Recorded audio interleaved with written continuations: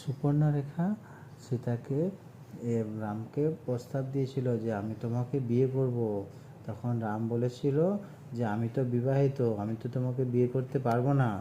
তখন বলছে, লক্ষ্মণকে দেখে বলছে তাহলে তোমার ভাইকে আমি বিয়ে করব। তখন লক্ষ্মণ বলছে আমিও তো বিবাহিত, আমিও তো বিয়ে করতে পারবো না।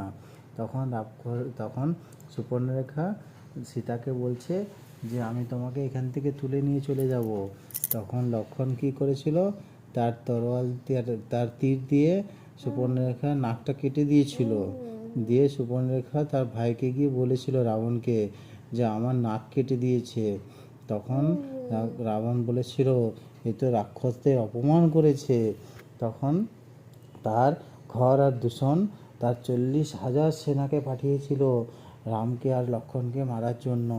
তখন রাম আর লক্ষ্মণ দুজনে ওই 40,000 সেনাকে মেরে দিয়েছিল। তারপরে রাবণ বলল যে এরপরে তো আমাকে প্রতিশোধ নিতেই হবে। তখন রাবণ কী করলো, ছদ্মবেশে এসে ভিক্ষা নিতে এসেছিল আর মারিচকে পাঠিয়েছিল, বলল তুমি ছদ্মবেশে সোনার হরিণের রূপ ধারণ করবে, তাহলে রাবণ সোনার হরিণ ধরতে যাবে। রাম যখন সোনার হরিণ ধরতে যাবে তখন আমি সীতাকে ওখান থেকে তুলে নিয়ে চলে আসব। তখন মারিচ সোনার হরিণ ধরে সোনার হরিণ সেজে চারদিকে ঘুরছিল বনে বনে।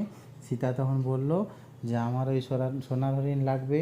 তখন রামকে বলল যে রাম বলল না ওটা তো সত্যিকারের নয়, তো ওটা তো ছলনা করছে, রাক্ষসরা ছলনা করছে।